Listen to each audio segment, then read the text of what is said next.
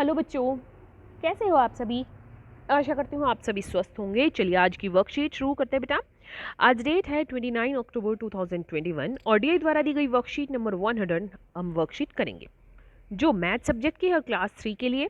यहाँ साथ में आप अपना सेक्शन लिखेंगे ए, बी या सी, जो भी आपका सेक्शन है। आज हमारा टॉपिक है measuring length using standard units. यहाँ आपको अपना नेम और यहाँ अपनी टीचर का नेम फिल करना है। नाप डंडी का इस्तेमाल। पिछली वर्कशीट में आपने अपने कदमों का इस्तेमाल करके दूरी नापी थी।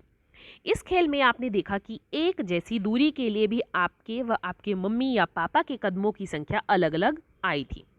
इसका अर्थ हुआ कि लंबाई नापने का यह तरीका हर व्यक्ति के पैर की लंबाई के साथ बदल जाता है। इसलिए हमें लंबाई नापने के लिए कोई ऐसी वस्तु चाहिए जिसका इस्तेमाल करने पर एक जैसी दूरी का नाप सबके लिए एक जैसा आए। तो अब हमने पिछली मैथ्स की वर्कशीट में किया था कि हमने कमरे की दूरी नापी थी एक दीवार से दूसरी दीवार तक। वहाँ पर आपके मम्मी पापा के अलग कदमों की दूरी आई होगी और आपके कदमों की संख्या अलग आई होगी। तो वो हमारे पैरों की का जो लंबाई है उस पर निर्भर करता है कि कितनी पैर कदमों की संख्या आई। अब इस वर्कशीट में हम एक ऐसा तरीका अपनाएंगे जिससे वो दूरी समान आएगी सभी की। तो इस तरीके से जैसे इस वर्कशीट में बताया जाएगा, चाहे आप नापो चाहे आपकी मम्मी या पापा, तो वो दूरी समान आएगी। कैसे? हमें उम्मीद है कि आप सबके पास गणित की किताब होगी। उसकी पृष्ठ संख्या 8 पर बने इस चित्र की लंबाई, जैसे कि 7 के चित्र में दिखाया गया है, जितनी एक कागज की पट्टी बनाइए। इसे हम नापदंडी कहेंगे। इसी का इस्तेमाल करके हम वस्तुओं को नापेंगे। इसी नापदंडी का इस्तेमाल करके हमने अपनी गणित की किताब यानी मैथ्स मैजिक की चौड़ाई नापी है। तो आपको पेज नंबर 8 पर यह चित्र मिलेगा। इसमें आप यहां से लेकर यहां तक की लंबाई जितनी एक कागज की पट्टी बना लो। इसे हम नापदंडी कहेंगे। फिर आपको क्या लेना है? अपनी मैथ्स की मैजिक बुक लेनी है। ठीक है, देखिए कैसे। चित्र में देखिए, हमने किताब के एक कोने में नापदंडी को रखा।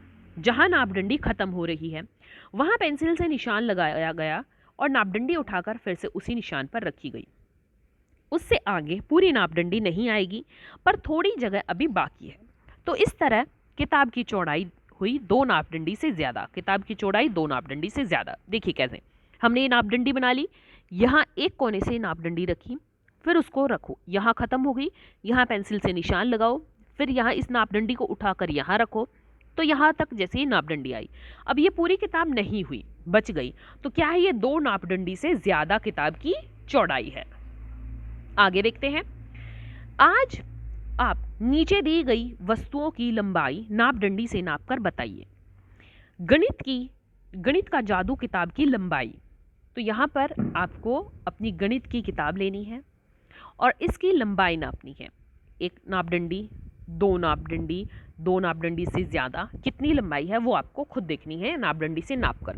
तो जैसे भी है कि 2 नापदंडी से कम, 1 नापदंडी से ज़्यादा, 2 नापदंडी, वो आपको लिखनी है। फ़ोन की लंबाई, आपको फ़ोन देखना है अपना, जो भी आपके घर में फ़ोन है उसकी लंबाई नापनी है। ये उम्मीद है 1 नापदंडी से छोटा होगा, तो यहाँ पर आपको लिखना है 1 नापदंडी से छोटा या 1 नापदंडी से कम। पेंसिल बॉक्स की लंबाई, पेंसिल बॉक्स लेना है आपको, उसकी लंबाई नापनी है। हाथ की लंबाई, आपको अपने हाथ की लंबाई नापदंडी से नापनी है, कितनी है। मेज़ की लंबाई, आपके आसपास कोई मेज होगी उसकी लंबाई आपको देखनी है कि वो नापदंडी से कितनी नापदंडी आ रही है, 2 आ रही है, 3 आ रही है, कितनी नापदंडी आ रही है। स्कूल डायरी की लंबाई, आपको अपने बैग से स्कूल डायरी निकालनी है और उसकी लंबाई नापदंडी से नापनी है। स्कूल बैग की लंबाई, आपको अपने स्कूल बैग को नापदंडी की सहायता से नापना है कि कितनी नापदंडी के बराबर आपके स्कूल बैग है। 4 नापदंडी, 5 नापदंडी, 4 से ज़्यादा, 5 से कम, इस तरह से आपको लिखना है। अगर आप चाहे तो यह काम जोड़े में भी कर सकते हैं। यदि संभव हो तो आप अपने मित्र को वीडियो कॉल कीजिए और आप दोनों यह काम नापदंडी का इस्तेमाल करके एक साथ कीजिए। जैसे आप अपने दोस्त को फ़ोन कीजिए, वीडियो कॉल कीजिए, उसको बोलिए आप गणित का जादू का किताब की लंबाई नापिए और मैं फ़ोन की लंबाई नापता हूँ। पेंसिल की लंबाई, बॉक्स की लंबाई तुम नापो, मैं हाथ की नापता हूँ। इस तरह से आधे आधे यहाँ पर आप बांट सकते हैं। ठीक है, और आप अपना काम जोड़े में कर सकते हैं। अभिभावकों के लिए सुझाव है लंबाई नापने के अलग अलग तरीकों जैसे हथेली से नापना, रस्सी से नापना के बारे में बच्चे से बातचीत कीजिए कि किस तरह से हम और भी तरीकों से नाप सकते हैं, तो आप बच्चे को ये बताइए। आज का कोविड का मैसेज है कि जब भी हम घर से बाहर जाएं हमें सोशल डिस्टेंस मेंटेन रखना चाहिए, तभी हम कोरोना को हरा सकते हैं। और हमें हमेशा जब भी घर से बाहर जाएं मास्क पहन कर जाना चाहिए, तभी हम कोरोना को हरा सकते हैं।